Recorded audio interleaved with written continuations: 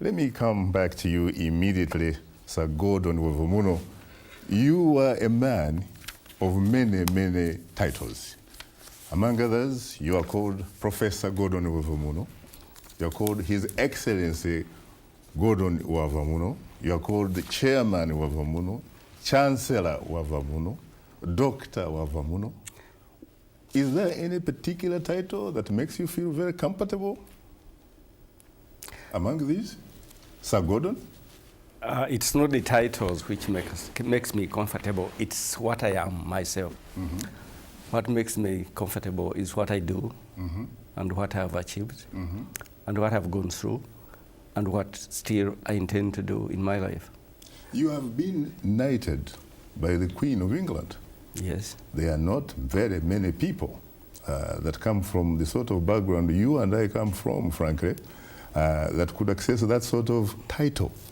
To what extent would you say, since attaining that knighthood, that your life has changed? Has that knighthood changed your life one way or the other? Well, the titles, in my view, are decorations. Mm-hmm. To achieve it, such a knighthood, you don't apply. You are selected. How you are selected, I don't know. This is the second title I received from the Queen of England. The first one is officer brother. On top of that, a commander mm-hmm. of St. John's Ambulance in Uganda, which has even a uniform on it. I have a uniform. Interesting. Yes.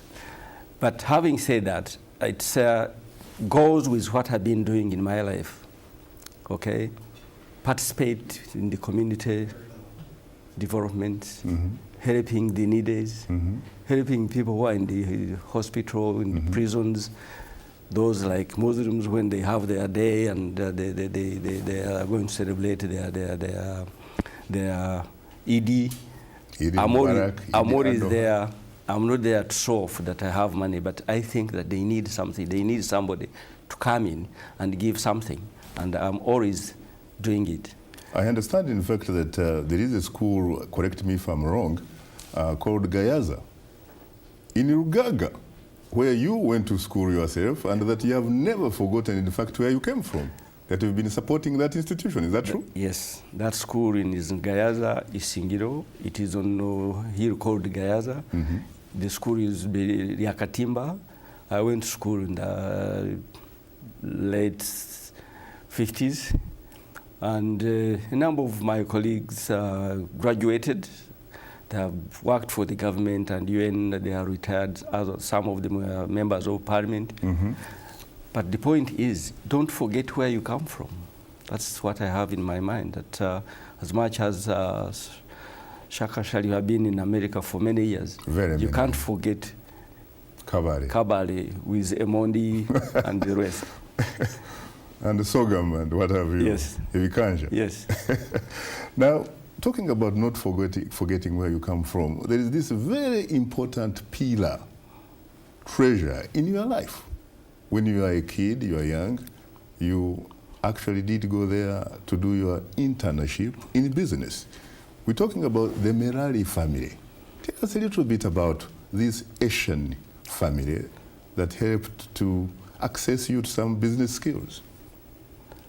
I would start by saying that maybe my dad also had genes in his life, in his body. Mm-hmm. It's a long story, and you can't complete that story here. But he left Buganda that time, which was Budu, Kochi, and went to Ankole on his own, mm-hmm. just to do the trade. Yes. And there he was recruited as a clerk at the Gombora chief level. He became a Mruka chief, a Gombora chief, and he became a transporter, produce buyer. Mm-hmm. That's how he came to know the whole Ankole and Ichigezi. Then during that time, the oil produces we were selling them to Melali. Sadru Melali was the head of the family. Mm-hmm. And I started seeing that, yes, you bring in one truck. These were old primitive trucks, Koma, Ford Kasang. To start it, they had no batteries. You just get it, iron bar, put yes. it in the front, yes. you roll it, I remember. And the engine is on. Then I asked Dad, I said, these guys we are earning this money, and what do we do? He said, no, you have to help me on business, go to school and this and that. But I said also, you dropped out in Kako, the massacre in school. You came to Mbarara to do business. Say, there is money in business more than even in the school. Mm-hmm. And I remember him telling me that, is there any school where you can find a school where a minister or a president can go and become a president of a country or a minister? No. But if you do the business, you get money to keep you moving, you live in better life. And that time he bought a radio, and everybody in the village, they were coming in to look at that radio, mm-hmm. to listen to the first radio in Uganda, mm-hmm. and the clock, the Muslim could come friends to say what is the time now, they want to go and do their salah. Coming back to these Indians, when we came to the end of the relationship with Daddy in the business, because I said, Daddy, I want to go. He said, where? I want to go and work somewhere, because I've been working here day and night. You give me 30 cents, you give me 50 cents. So I think I should go and work out and see how much money I can earn. So said, this is your decision. Then I joined these Indians, Sadhu Merali, and they used to call me Kalani, Clark. Kalani, Clark. So I was responsible for receiving all these coffee, cotton, and all produce from Munkole and Kigezi and other places.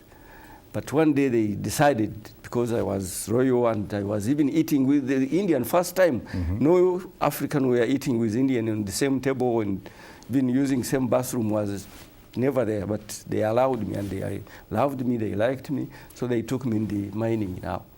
Chikagati, Merasandu, and the other places. Then we ended up in Mayanga, Kebisoni. Then there was a company, a British company, BMC, British Mineral Corporation. Mm-hmm. And I was the person to do the parking and load them on the Land Rover and with a driver, and then I could drive them to Chikagate from even Mirasandu, even from Sema and from Kebisoni. You must and have been very, very young. Yes. I was below 18. Below 18? Yes. You had just completed junior high school? Yes, I ran away from there because I saw that there was no money, because they were lacking somebody to supply matoke and the banana. But most of your kids wanted to go on to secondary school. They wanted to go to Ntare School, which was a great school at the time. You wanted to go in business. But most of those guys whom I was with in school, today, financially, I can say I'm better off. You're the man. Yes.